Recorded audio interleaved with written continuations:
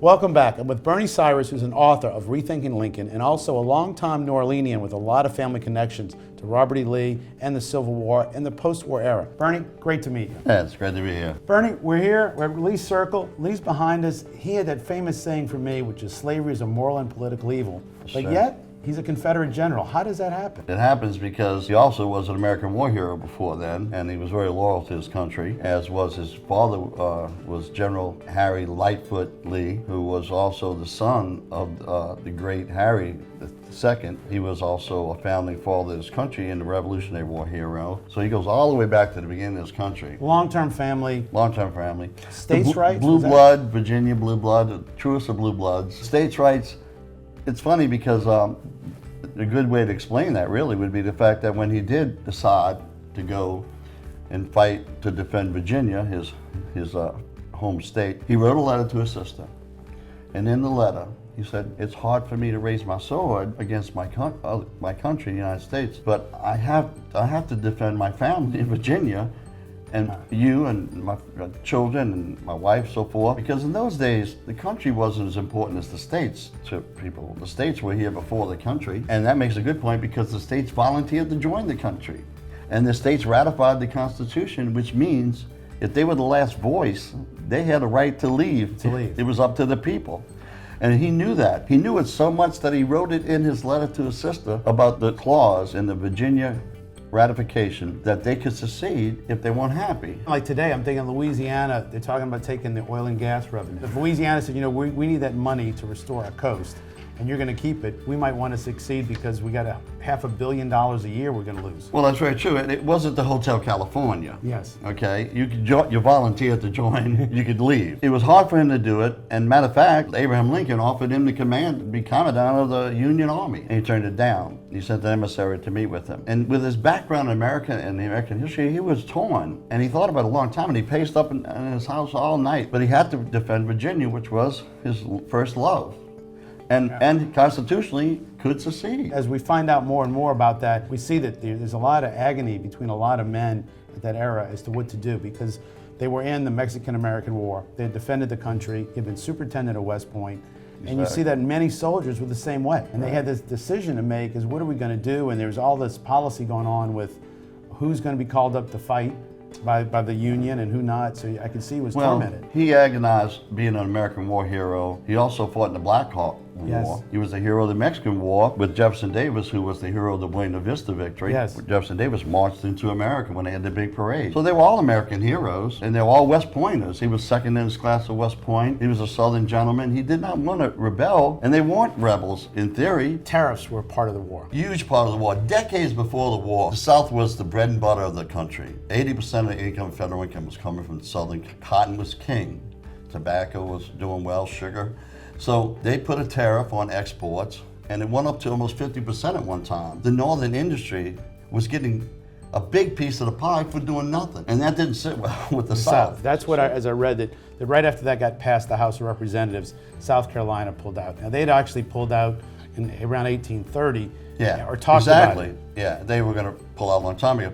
And in other states, I think New Hampshire once seceded. Big connection, because Lee came through New Orleans on his way to the Mexican-American War. My great uncles, Charles and Michael Manzoni, captain and lieutenant of 1st Louisiana Battalion, there was Zouaves, Reach Battalion, and Drews. They were called Louisiana Tigers.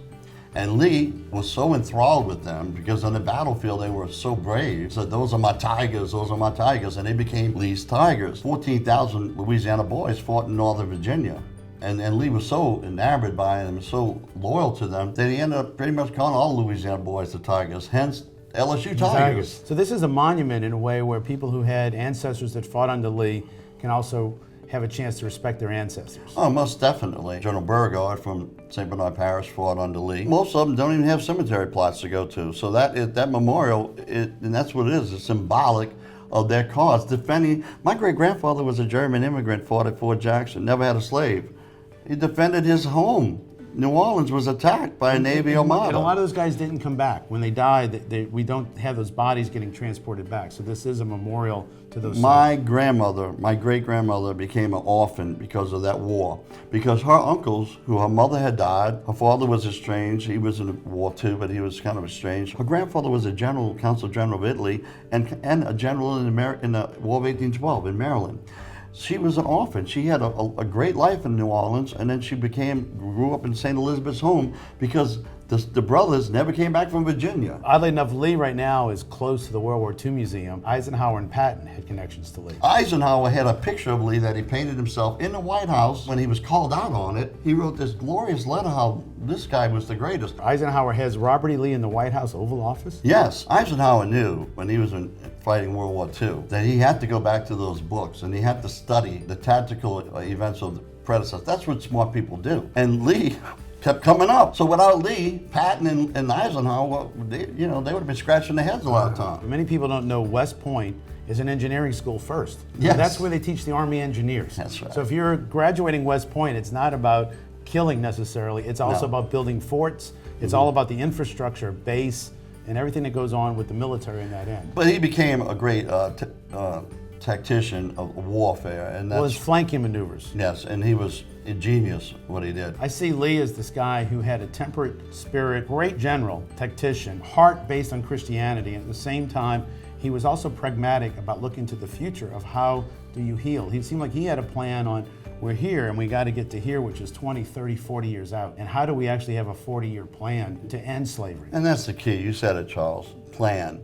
As an engineer and a tactician expert, he understood about schematics and making plans. And because he was a good Christian man who believed in the benevolence of man, who thought slavery was an evil institution, and slavery was dying out. It wasn't until the cotton gin came in that it made it easier to pick the cotton seeds. But in 1850, a cotton picker was patented, a machine that did the work of 7 slaves. So it was on its way out in the South. It was on its way out as it was in Russia, as it went out in Russia, England, and France. Well, I want to thank you, Bernie Cyrus, for giving us a really good perspective on who Robert E. Lee was as a man and how his connection to New Orleans exists today and what we can do and learn from Robert E. Lee and what he has to say as far as both being in the White House and being at Washington Lee University as an ongoing legacy to prophecies and practices of the United States. Bernie, thanks. My pleasure.